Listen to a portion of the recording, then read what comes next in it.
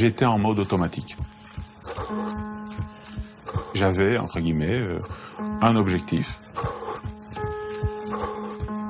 Que la personne soit physiquement hors de l'entreprise. Le reste, aucune importance. Il était payé pour faire le sale boulot. J'étais excellent. Ce que veut dire excellent, c'est que ça ne faisait pas de bruit, pas d'esclandre, donc circuler, il n'y a rien à voir. C'était sa spécialité, réduire les effectifs.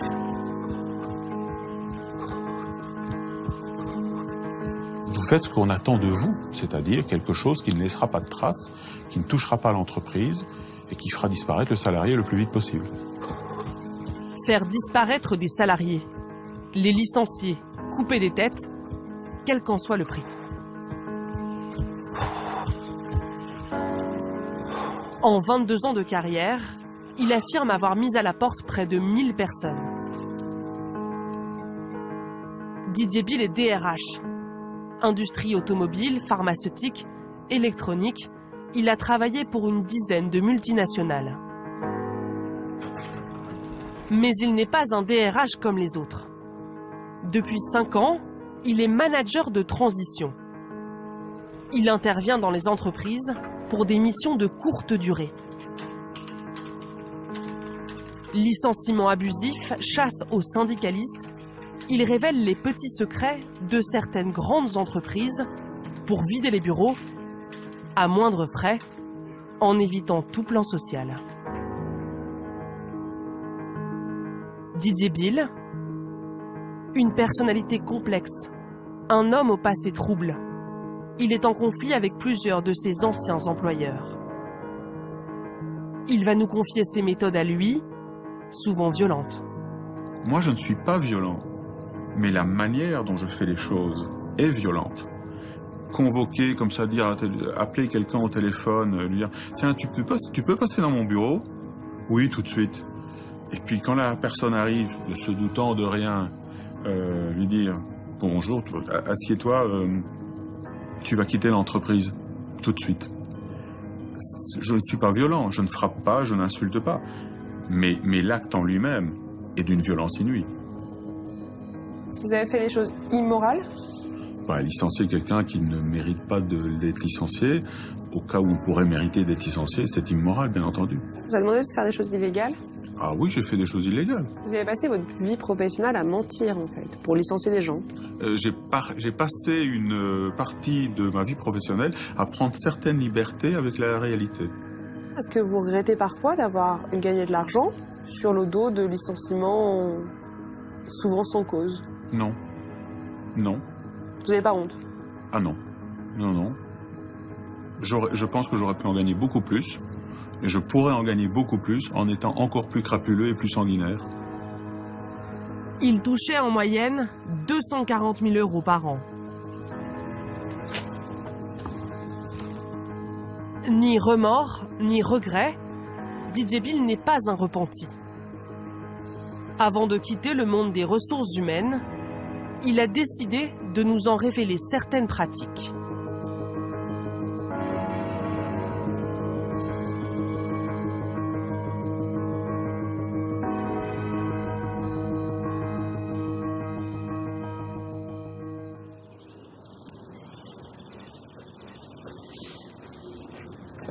Allez. À 51 ans, Didier Bill a déjà eu plusieurs vies. Je t'ai eu. Dans la première, il était militaire, engagé dans les forces armées de son pays d'origine, la Belgique. En 1997, il part pour la France et débute sa carrière dans les ressources humaines.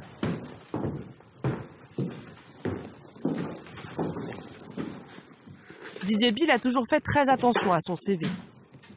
À son diplôme d'ingénieur, il a ajouté le nom d'écoles prestigieuses, comme Harvard ou encore la London Business School. Alors, à la London Business School, c'était Human Resource Strategy in Transforming Organizations Program, stratégie ressources humaines dans des organisations qui se transforment. Des formations d'à peine une semaine Donc je suis là. qu'il suit pour enjoliver son CV. C'était clairement pour rajouter une ligne sur mon curriculum vitae, pour cocher une case. La brutalité de son métier, il l'a découverte en entreprise, où il a appris à jongler avec ses deux visages. Une dualité qu'il est allé jusqu'à s'inscrire sur la peau, en se faisant ce tatouage il y a quelques mois, après avoir quitté son dernier poste. Et j'ai trouvé un tatouage, effectivement, qui représentait quelque chose qui peut inspirer la peur, ce qui malheureusement a été très souvent mon cas en entreprise. C'est l'image que les gens ont souvent vue en entreprise, et puis derrière, quelqu'un qui, je l'espère, est un peu plus sympathique et un peu plus d'humour. Sauf que la partie sympathique, tant que j'étais en entreprise, je ne pouvais pas l'exprimer. Mes surnoms, c'était Dark Vador, Le Boucher, j'en passe et des meilleurs. Ces deux-là, j'en suis certain, on me l'a dit. Des surnoms qu'il doit à sa façon de licencier les salariés. Il affirme avoir effectué des dizaines de licenciements abusifs. Mais comment se débarrasser d'employés irréprochables? Avec un certain cynisme, Didier Bill nous décrit ses techniques. Sa machine à broyer, comme il l'appelle. Première solution, vous inventez un dossier de toutes pièces. Vous n'avez rien et vous allez tout imaginer. Il faut que ce soit un peu crédible par rapport au poste de la personne, mais à part cela, vous n'avez aucune autre contrainte. C'est fréquent? C'est pas fréquent, parce que inventer, ça demande quand même une certaine créativité. Deuxième astuce, exagérer.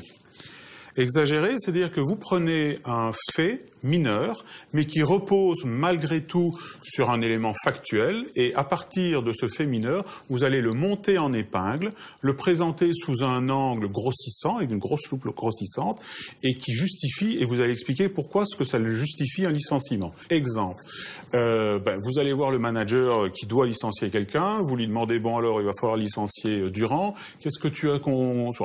j'ai rien. Bon, t'es sûr que tu lui as pas fait un petit reproche, t'as pas un mail quelque part? Si, il y a 4 mois, il avait merdé sur une proposition, je lui ai fait un petit mail pour lui remonter les bretelles et lui expliquer comment il devait faire. Très bien, sors-moi le mail. Il y a 4 mois, ça lui semblait complètement insignifiant. Aujourd'hui, on sort le mail, on le sort de son contexte et on va expliquer dans la lettre de licenciement à quel point l'erreur qui a été nommée par son manager est une erreur importante, qui a porté atteinte à l'image de l'entreprise, qui a décrédibilisé nos offres auprès de nos partenaires et de nos clients, et qu'en conséquence, nous ne pouvons pas continuer à travailler avec cette personne. Troisième solution, scénariser. Scénariser, c'est prendre des éléments qui n'ont strictement aucun lien les uns avec les autres, de les agencer dans le sens que vous voulez, comme un puzzle. Vous créez une histoire, et c'est cette histoire qui va vous permettre de licencier le salarié. Et vous en avez fait combien, vous, des licenciements comme ça? 250. Sans réelle raison? Sans raison. Sans raison, je veux dire, attention, sans raison autre que la raison d'entreprise. C'est-à-dire, voilà, nous, on estime qu'il faut régulièrement faire partir les gens, on estime qu'il ne faut pas donner de deuxième chance aux gens, on estime que quand quelqu'un n'est pas bon, il va rester mauvais toute sa vie, c'est pas la peine de dépenser de l'argent en le formant, c'est pas la peine de dépenser de l'énergie à tenter de l'améliorer, non, ça va beaucoup plus vite, ça va beaucoup moins cher de le licencier tout de suite sous n'importe quel prétexte et de le remplacer par quelqu'un d'autre. Les salariés qui ont un jour croisé sa route s'en souviennent généralement très bien. Nous allons rencontrer une femme que Didier Bill a licenciée après avoir monté un dossier de toutes pièces. À l'époque, elle avait la trentaine et une carrière prometteuse devant elle.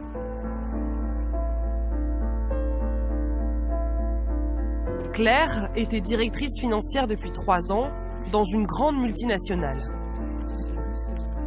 Jusqu'à ce lundi matin d'octobre et ce rendez-vous avec Didier Bill. Je crois qu'il m'avait donné rendez-vous à 8h30 et il est arrivé dans mon bureau et moi je me méfiais absolument, enfin je m'attendais absolument pas à... Je pensais que c'était juste faire un point sur une réunion, un projet en cours, quelque chose comme ça. Et il m'a remis cette lettre. Donc nous envisageons à votre rencontre une éventuelle sanction pouvant aller jusqu'au licenciement. Donc vous êtes convoqué à un entretien préalable. Et d'ici là, et compte tenu de la situation, nous vous notifions par la présente une mise à pied à titre conservatoire et ce jusqu'à l'issue de la procédure. Mise à pied à titre conservatoire, ça veut tout dire. Ça veut dire que vous quittez l'entreprise parce que vous avez commis un acte grave. Didier Bill ne donne alors aucune explication à Claire. Elle a 10 minutes pour quitter l'entreprise. Je suis restée vraiment sans mots pendant quelques instants. J'ai éclaté en pleurs, ce que j'ai beaucoup regretté par la suite parce que c'était... Mais bon, l'émotion était tellement... J'étais tellement surprise que... Après, j'étais déçue qu'il avait réussi à me faire pleurer, en fait. Une méthode bien rodée, souvent utilisée par Didier Bill. Une mise à pied brutale avant d'entamer la procédure de licenciement. Il y a toute une scénarisation d'un licenciement dont l'objectif, entre autres, c'est effectivement d'asséner un grand coup de bambou sur la tête de l'individu pour qu'il ne réagisse pas. Prends tout de suite toutes tes affaires parce que tu ne reviendras pas. Vous traversez toute l'entreprise avec quelqu'un qui vous accompagne à la porte, avec votre sac à main, comme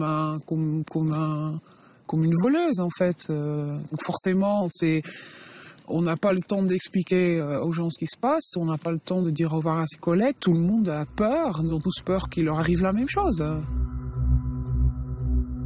3 jours plus tard, Claire est convoquée à un entretien préalable de licenciement. Ils sont restés extrêmement vagues, donc il n'y avait pas de motif clair et net. Ils m'ont pas dit t'as fait telle chose et il fallait pas. Que voilà, que ça allait pas, que j'ai été mal vue par tous mes collègues, que je m'étais jamais intégrée à l'entreprise, alors que c'était totalement faux, bien sûr. Les prud'hommes ont finalement donné raison à Claire. L'entreprise a été condamnée à lui verser l'équivalent d'1 an de salaire pour licenciement abusif. Elle a aujourd'hui monté sa propre entreprise. Vous regrettez d'avoir licencié Claire, par exemple? Si je n'avais pas licencié Claire, c'est quelqu'un d'autre qui l'aurait fait. Donc, est-ce que je le regrette? Alors, c'est très facile ce que je vais dire, mais aujourd'hui, elle a une vie où elle est très heureuse. Donc, ça me déculpabilise un petit peu. Mais s'il y a un licenciement que je regrette, si j'ai quelques licenciements que je regrette, il en fait partie. Aujourd'hui, dire qu'il regrette, non. Il a gagné sa vie comme ça, il était l'exécutant, il a exécuté des ordres et il a détruit des gens.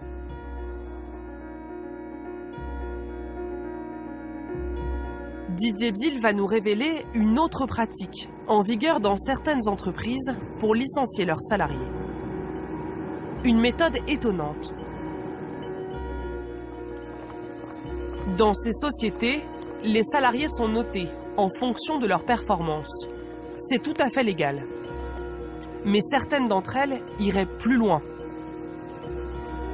Elles pousseraient les managers à sous-évaluer une partie de leurs employés, à mettre de mauvaises notes, même à de bons éléments, pour justifier un éventuel licenciement.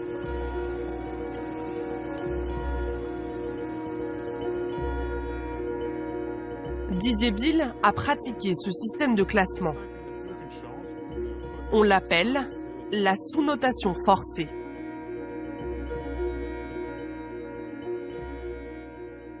Vous avez donc le nom des salariés, leur sexe, leur classement dans l'entreprise, c'est-à-dire leur coefficient, leur matricule, et puis vous avez leur appréciation selon 12 critères différents.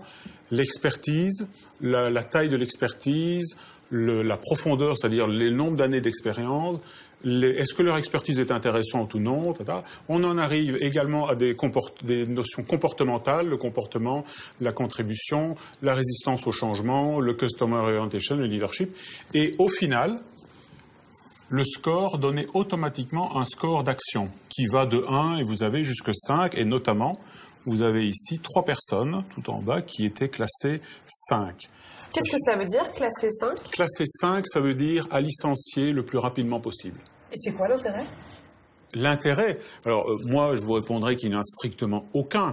Maintenant il faut vous placer dans l'état d'esprit et dans la mentalité de beaucoup d'entreprises aujourd'hui où effectivement on estime que les salariés doivent être constamment sous pression si on veut en obtenir le meilleur d'eux. Et donc sous pression ça veut dire qu'ils doivent avoir en permanence deux choses.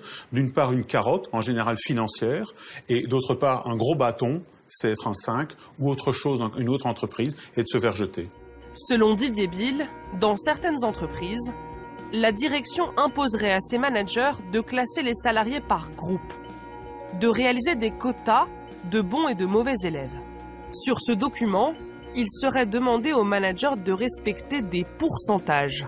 Dans leur équipe, 8% devraient être classés en top talent, 77% au niveau moyen, et enfin, 5% des employés devraient obtenir la pire note, qui pourrait les mener vers la sortie.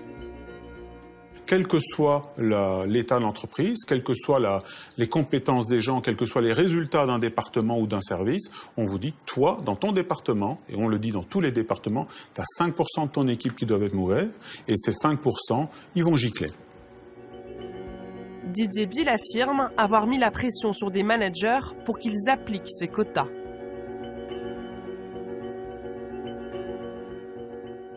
Vous avez poussé des managers à sous-noter, à qualifier de mauvais certains de leurs salariés alors qu'ils ne l'étaient pas. Oui, je prends un exemple, un manager qui a 10 personnes dans son département, il doit en sous-noter 2, il doit en mettre 2 dans les mauvais. Il dit, écoute Didier, moi chez moi, il n'y a pas de mauvais. Ils sont pas tous bons, mais j'en ai pas des mauvais qui mériteraient d'avoir un 5 et peut-être de perdre leur poste. Fais une liste. Tout en haut de ta liste, tu mets celui que tu ne veux absolument pas perdre. S'il passe sous un train demain, c'est une catastrophe. Hein, tu l'as celui-là, tu le connais, oui. Mets-le au haut de la liste. Vous faites cela jusqu'à ce que vous ayez fait toute la liste, et ensuite lui dit, ben voilà, tu l'as ta liste. Les 2 que tu dois me donner, c'est les 2 du fond. Forcer un cadre à mal noter un salarié, c'est illégal en France. Jean-François Amadieu est sociologue, spécialiste du monde du travail. Depuis plus de 30 ans, il étudie l'univers des ressources humaines et ses dérives. Il nous confirme l'existence de la sous-notation forcée. C'est une pratique essentiellement de firmes inspirées par le modèle américain ou qui sont directement des firmes américaines. Ça, c'est des pratiques qui posent un problème, c'est qu'elles sont un peu injustes. Elles sont injustes dans la mesure où il n'y a pas forcément dans une équipe de travail des 10% de mauvais. Peut-être qu'il n'y en a pas, que tout le monde est bon dans une équipe. On ne peut pas a priori le dire, on n'en sait rien.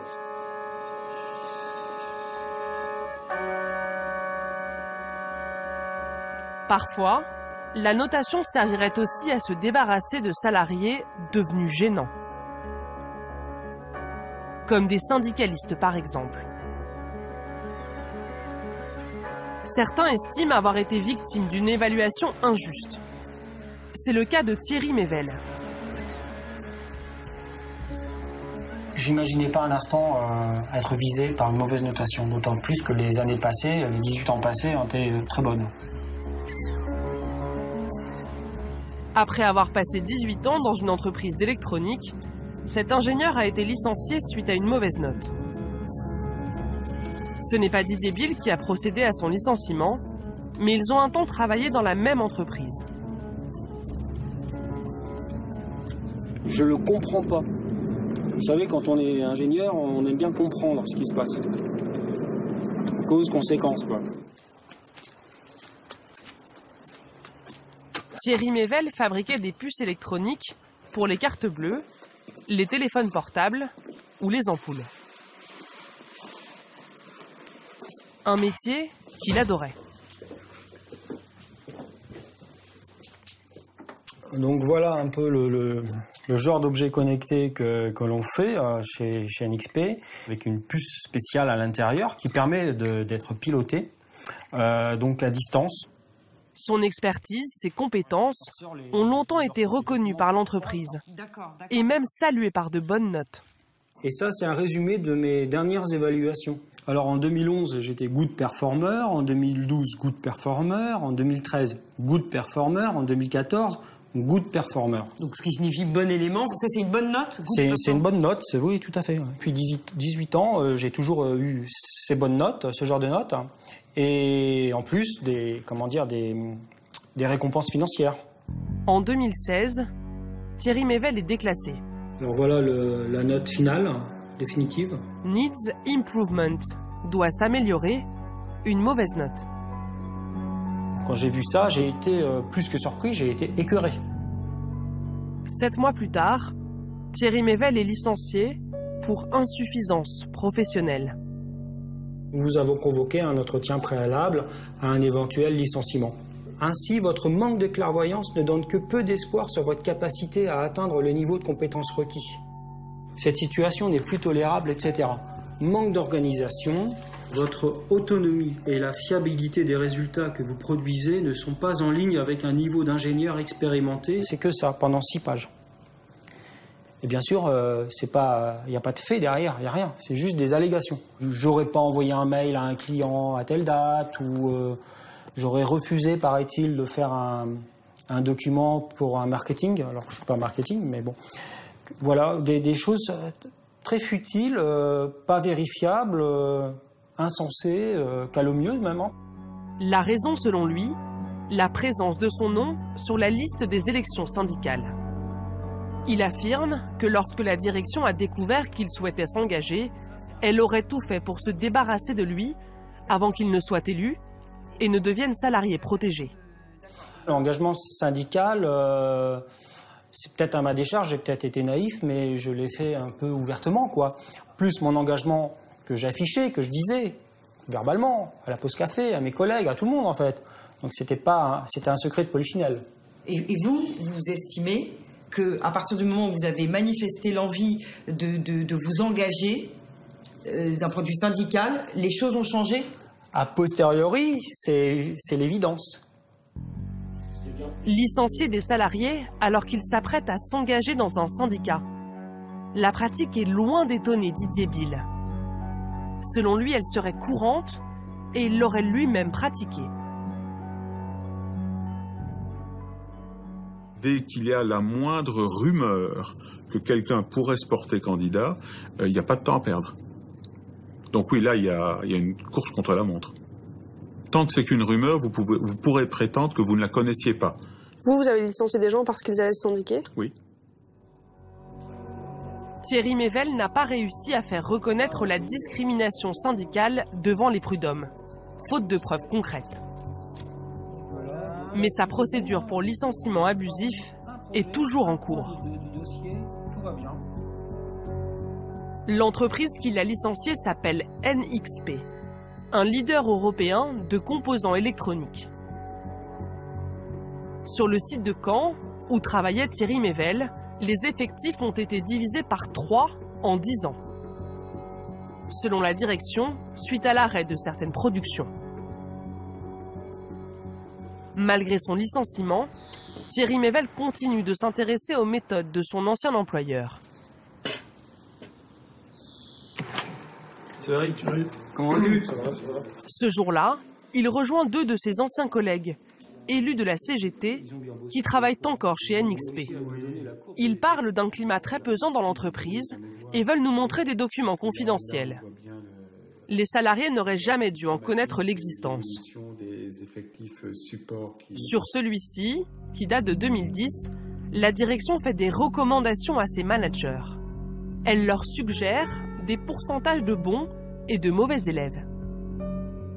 Les 3 colonnes, c'est la répartition des salariés en notation.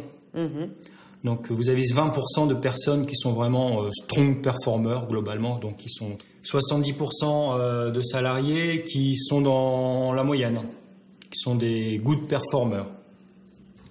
Et enfin, vous avez 10% des salariés qui, année après année, sont d'office mis dans cette catégorie, la catégorie des low performers, des salariés médiocres.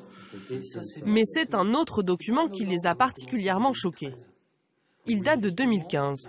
Alors c'est un document qui est censé décrire les différentes mesures qui vont être prises pour réduire les coûts dans l'entreprise.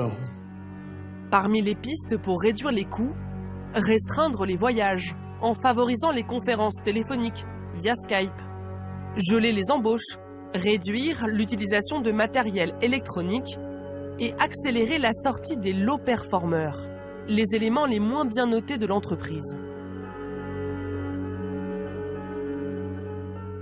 On dit que faut dépenser moins de gomme et crayons parce qu'il faut réduire les coûts, et puis pendant qu'on y est, il faut virer aussi les hauts performeurs plus vite que c'était prévu initialement, parce que payer des gens qui sont incapables, ça coûte quand même beaucoup d'argent à l'entreprise, et ça vaut vraiment pas le coup de dépenser des sous pour des gens qui apportent rien de par leur performance à l'entreprise. Donc c'est quand même pas très glorifiant de considérer, d'avouer considérer ces salariés comme des gommes et crayons, hein. Si elle n'est pas illégale, cette notation serait à l'origine d'une pression néfaste pour les salariés. C'est la conclusion d'un audit réalisé en 2012 à la demande du CHSCT. Le processus de classement est le principal vecteur d'inquiétude, d'instabilité et de mal-être au travail. Il est source de danger pour la santé des salariés. Nous avons contacté l'entreprise NXP. Selon elle, l'évaluation est un outil d'échange entre les salariés et leurs managers. Elle affirme qu'aucun cadre n'a jamais été forcé à sous-noter un employé.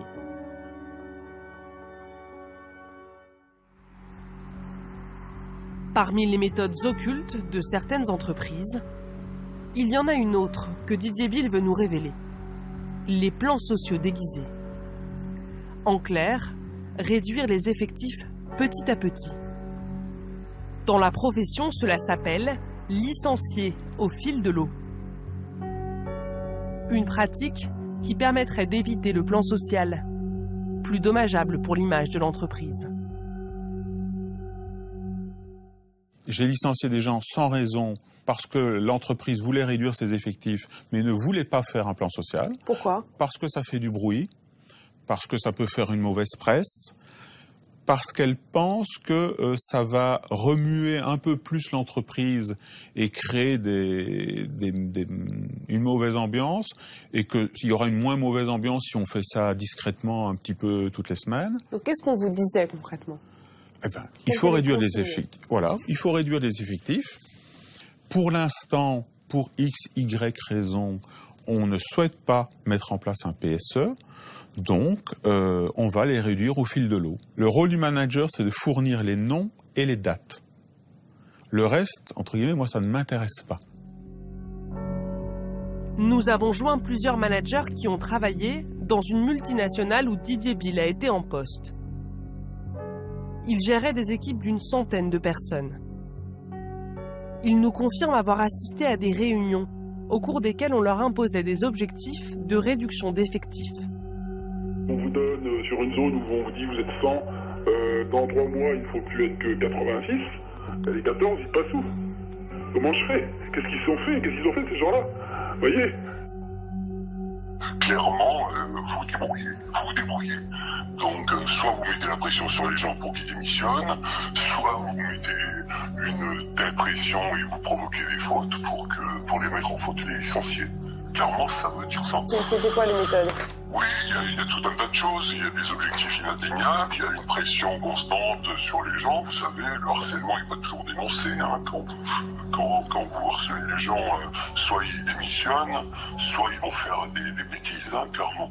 Donc voilà ce qui se passait. Et de toute façon, c'était l'objectif de la société, de descendre les effectifs. Ces managers ont refusé d'appliquer ces méthodes et ils l'ont payé très cher. Ils ont été licenciés pour faute. Des licenciements condamnés par les prud'hommes et jugés abusifs. On s'est tout de suite aperçu que c'était un plan social déguisé, parce que moi j'avais déjà vu des plans sociaux dans l'entreprise dans laquelle j'étais. Vous avez été licencié parce que vous ne vouliez pas licencier. C'est une très belle phrase, oui, ça doit être ça. Parce que je voulais pas me plier, je crois. Il y a un sondage de 2016 qui indique que 46% des DRH disent qu'il leur arrive d'agir contre leur éthique et leurs valeurs. Ce qui est tout de même 46%, c'est beaucoup. Ils sont dans une position qui est souvent entre le marteau et l'enclume finalement, et que la moitié d'entre eux de ces DRH disent qu'ils agissent contre leurs valeurs et leur éthique, je trouve que c'est finalement un niveau assez élevé. On ne s'attendrait pas à ce que autant reconnaissent qu'ils ont ces problèmes. Ils restent pourtant peu nombreux à exposer leurs doutes à visage découvert. Difficile de comprendre les motivations réelles de Didier Bill. L'homme, si prompt à révéler les méthodes des entreprises, reste discret sur certaines zones d'ombre de son passé. Il est aujourd'hui en conflit avec plusieurs de ses anciens employeurs. Il a lui aussi été licencié plusieurs fois, dont 2 pour faute grave. L'entreprise vous reproche notamment un abus de bien social, ou plutôt abus de confiance, pour avoir commandé une prestation RH à une société détenue par votre femme. Elle vous reproche d'avoir envoyé un mail hautement confidentiel à un salarié qui n'aurait jamais dû le recevoir. Elle vous reproche de ne pas avoir répondu à vos mails professionnels entre Noël et Nouvel An alors que vous n'étiez pas en congé, et d'avoir présenté des notes de frais au montant exorbitant et injustifié. Comment vous expliquez cette longue liste de... Alors, elle n'est pas longue, parce qu'en fait, il me reproche beaucoup plus de choses que cela, notamment d'avoir tenu des propos outranciers, mais ça, ils ne l'ont pas mis dans la lettre de licenciement. Ils ne voulaient plus que je fasse partie de la société, et ils voulaient m'éjecter le plus rapidement possible. Ils ont donc fait feu de tout bois. Didier Bill est loin d'être un employé modèle. Il y a 10 ans, il a été condamné à 6 mois de prison avec sursis et 35 000 € d'amende. Il s'était introduit dans le système informatique de son patron de l'époque pour s'envoyer un mail de licenciement. Il est également poursuivi par un autre de ses ex-employeurs pour escroquerie. Là, vous avez clairement enfreint la loi. Oui. Est-ce qu'il faut être un peu limite avec la légalité pour aujourd'hui dénoncer ce que vous dénoncez? Je ne suis pas lisse, je ne suis pas parfait, je filoute parfois, professionnellement. C'est aussi ce que l'on attend de moi. Voulez-vous venger? Vous avez des comptes à régler avec d'anciens employeurs? Non. Non. Non, je n'ai aucun compte à régler, je ne vais pas dire que je ne suis pas rancunier. Mais je suis plutôt d'avis qu'il faut continuer à avancer et que s'attacher à se venger, à régler ses comptes, c'est pas ça qui vous fait avancer. Aujourd'hui, je tourne une page. Pour les salariés licenciés, cette page-là est plus difficile à tourner. Bonjour Thierry, on y va? Thierry Mével a toujours du mal à surmonter son licenciement. Pour faire valoir mes droits, tout simplement. Il voit une psychologue tous les 15 jours. J'aimerais pouvoir revivre normalement. Il est en arrêt maladie pour dépression depuis 1 an et demi. Qu'est-ce qui vous stresse exactement? Vous dites l'inconnu? Oui, l'inconnu. C'est dur de tourner cette page, quoi. Parce qu'elle n'est pas encore tournée, de toute façon, vous n'avez pas compris. Je peux pas comprendre quelque chose qui est faux. J'ai besoin de comprendre la vraie raison de cette éjection Il n'y a pas de sens. Spontanée, quoi. Enfin, non, il n'y a pas de sens. Pour moi, il n'y a pas de sens. C'est insensé. Thierry Mével n'a pas encore retrouvé d'emploi. Didier Bill, lui, ne travaillera sans doute plus jamais dans les ressources humaines.